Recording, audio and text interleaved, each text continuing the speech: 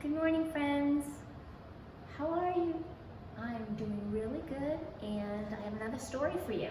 So I was looking through my collection of favorite books, and I found this one. I remember everyone enjoying this one. It is called Caps for Sale. It is it is told and illustrated by Zephyr Slobodkin. My goodness, what a name that is. All right, well, writing's a little small, but I'll see if I can do it without my glasses. Once there was a peddler who sold caps, but he was not like an ordinary peddler, carrying his wares on his back. He carried them on the top of his head. First, he had his own checked cap on, and then he had a bunch of gray caps, a bunch of brown caps, then some blue caps, and on the very top, he had some red caps. He walked up and down the streets, holding himself very straight so as not to upset his caps. As he went along, he called, "Caps, caps for sale, 50 cents a cap." One morning, he couldn't sell any caps. He walked up the street, he walked down the street calling, "Caps, caps for sale, 50 cents a cap." But nobody wanted caps that morning. Nobody even wanted a red cap. He began to feel very hungry, but he had no money for lunch. "I think I'll go for a walk in the country," he said, and he walked out of town, slowly, slowly, so as not to upset his caps.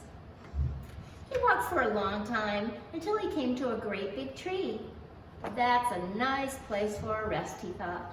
And he sat down very slowly under the tree and leaned back little by little against the tree trunk so as not to disturb the caps on his head.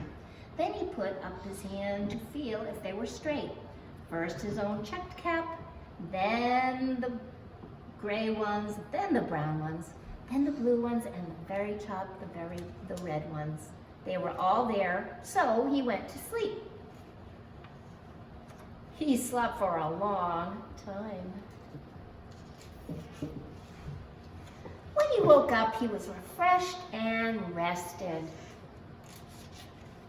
But before standing up, he felt with his hand to make sure his caps were in the right place. And all he felt was his own checked cap. He looked to the right of him, no caps. He looked to the left of him, no caps. He looked in front of him, no caps. He looked behind the tree, still no caps. Then he looked up into the tree. What do you think he saw? I know some of you are yelling because you know the story. Oh my goodness, on every branch sat a monkey. On every monkey was a gray, a brown, a blue, or a red cap. The peddler looked at the monkeys. The monkeys looked at the peddler. He didn't know what to do. Finally, he spoke to them.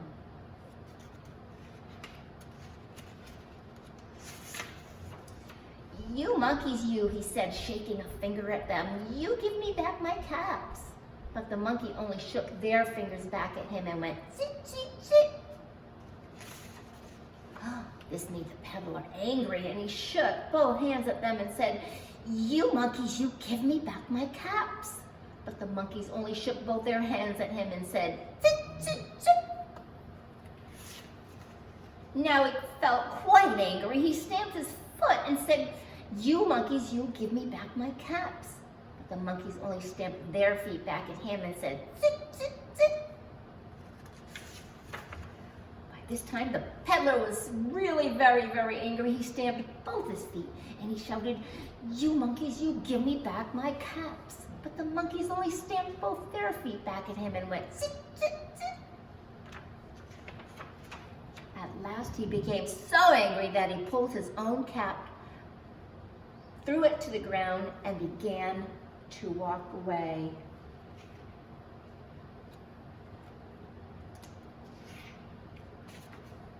But then each monkey pulled off his cap. and all the gray caps, and all the brown caps, and all the blue caps, and all the red caps came flying down out of the tree. So the peddler picked up his caps and put them back on his head. First his own checked cap, and then all the gray ones, and then all the brown ones, and the blue ones, and on the red caps on the very top. And slowly, slowly he walked back to town calling, "Caps, caps for sale, 50 cents a cap."